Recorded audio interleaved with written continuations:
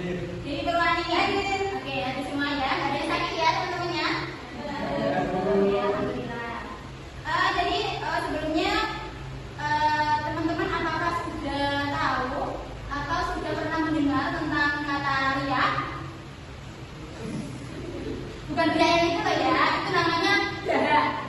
Kalau ini riak itu artinya pamer, betul 112 akil.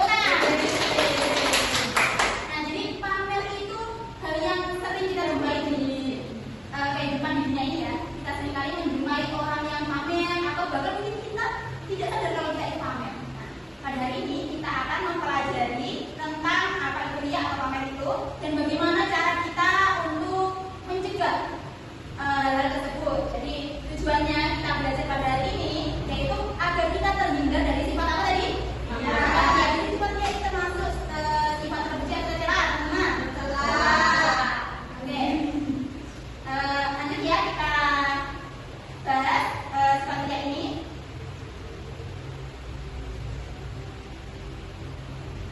Pengertian yang pertama kita bahas tentang pengertian riak terlebih dahulu.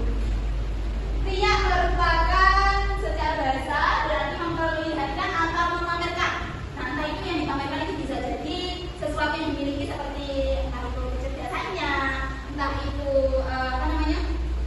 kekayaannya, apalagi teman-teman juga fisiknya, misalkan cantik gitu ya. Nanti rambutnya di itu nggak boleh, itu termasuk contoh di bawah. Terus secara istilah memperlihatkan amal baik kepada orang lain dengan tujuan mendapatkan pujian bukan karena Allah. Memperlihatkan amal baik itu contoh misalkan kita sedekah. Misalkan sebenarnya kita itu mau sedekahnya 10.000. Kayak gitu. Nanti itu jadi dia masih 100.000 bukan karena ikhlas dari dirinya sendiri, tapi karena dia mau dilihat orang lain, mau dipuji orang lain. Terus hal yang mirip dengan riya yaitu sum'ah. Sum'ah itu ingin agar amalnya didengar orang lain. Misalkan dia itu habis contoh kayak tadi ya. Terus ternyata dia itu bilang ke temennya, aku nggak habis, saya nggak mau segini, kamu nggak tahu. Misalkan nanti juga kita akan bahas lebih lanjut mengenai contoh-contoh riya ya. Nah, terlebih dahulu kita bahas dalil tentang riya. Ini terdapat dalam surat apa teman-teman?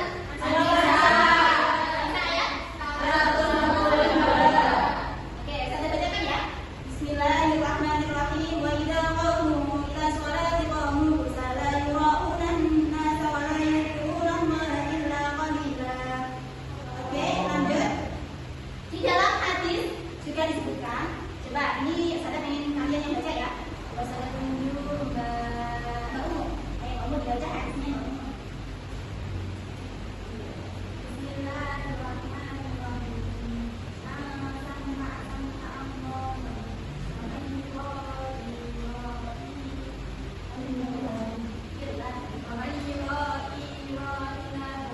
Oke, terima kasih Mbak Umu.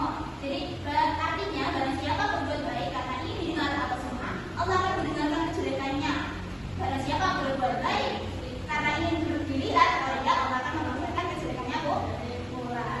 Jadi walaupun jangan ngomong sendiri ya, udah dibantu ya.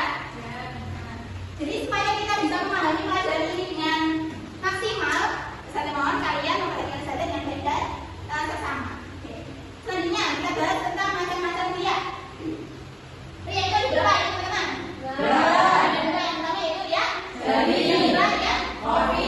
Nah, riya jari itu dilakukan terang-terangan hanya mencari pujian manusia. Ya tadi ya contohnya yang tadi misalkan sedekah. Ya sedekah banyak tapi karena untuk dilihat orang lain. Terus riya kopi. Niat riya yang tersembunyi atau tidak tampak tapi tetap mengharap pengakuan dari orang lain. Misalkan waktu dia sholat itu kalau nggak ada orang itu dia sempat sembunyi kayak gitu. Tapi ternyata kalau pas ada temennya atau ada kiainya misalkan dia sholat di khusus dan biasanya cuma kalau menit jadi setengah jam. Nah kayak gitu, itu contoh riya yang oke, selanjutnya kita akan bahas contoh-contoh riya sehari-hari. Nah coba yang pertama menyumbang di masjid bukan rumah dianggap dermawan sama kayak tadi ya. Terus yang kedua sholat duha di sekolah agar dinilai taat oleh guru. Nah ini biasanya dilakukan oleh mahasiswa yang suka caper siapa sama dunia dia dapat nilai yang bagus.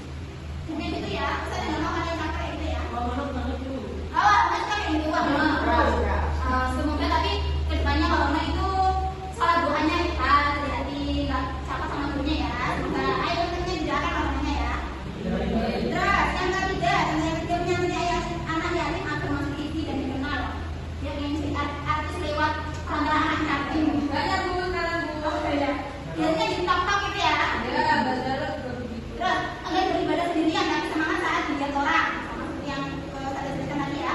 Terus merasa senang saat amal diketahui orang lalu menambahkan amal tersebut kayak tadi mau sedekah sebenarnya mau 10.000 aja, tapi ternyata karena dilihat orang banyak jadi dia amal 100 jadi percuma nanti malah nggak bisa bilang delta karena kita kalau sedekahnya tidak ikhlas maka tidak terhitung amal pahala dari perbuatan tersebut.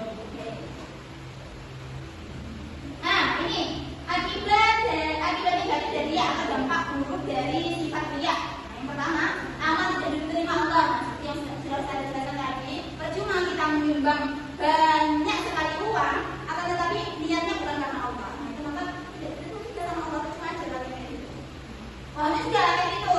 Terus ya sholat sholat duha misalkan 12 rakaat dan jadi dipandang dunia baik, maka percuma Allah melakukannya. Terus yang ketiga yang kedua dulu ya, termasuk syirik kecil. Nah, perbuatan yang sangat dibenci Allah itu termasuk perbuatan yang dianggap syirik kecil. Syirik kita apa tak? Syirik itu menyebutkan Allah, betul. Jadi arahnya itu ke arah murtad seperti itu ya. Jadi riya itu sangat-sangat berbahaya. Potensinya untuk kita terjerumus ke dalam neraka itu sangat banyak dari riya ini. Terus terancam neraka wail. Nah, diancam untuk dimasukkan di neraka wail. Terus menghapus seluruh pahala yang baik. Jadi pahala kalian yang kemarin-kemarin itu akan diulang gara-gara kalian ikuti. Terus menjadikan pelakunya dekat dengan kekafiran seperti yang saya bilang tadi ya. Karena termasuk syirik kecil maka akan mendekatkan ke kekafiran. Nah, kira-kira bagaimana cara menghindari sifat riya itu, teman-teman? Ada yang tahu? Menanamkan keyakinan bahwa semua makhluk di bawah kekuasaan Allah. Jadi kita ini semua yang kita miliki, semua yang ada pada diri kita, entah itu harta atau kecantikan atau yang lainnya, itu semuanya berasal dari Allah. Terus biasakan beramal ikhlas kalau tidak dilihat orang. Jadi nggak perlu lah ya kita membuat amal kebaikan atau contohnya infak, kita masukkan kaleng atau kotak amal itu untuk dilihat orang. Nanti ini wong akeh kumpul kedua dimasukkan gitu. Dan sembunyikan ibadah dari orang lain. Nah, ini bisa contohnya ketika mau sholat atau apa, itu kita mencari tempat yang sekiranya tidak banyak orang ya, supaya kita terhindar dari sifat riya. Terus kendalikan hati dan rasa bangga saat dipuji. Terus jika dipuji ya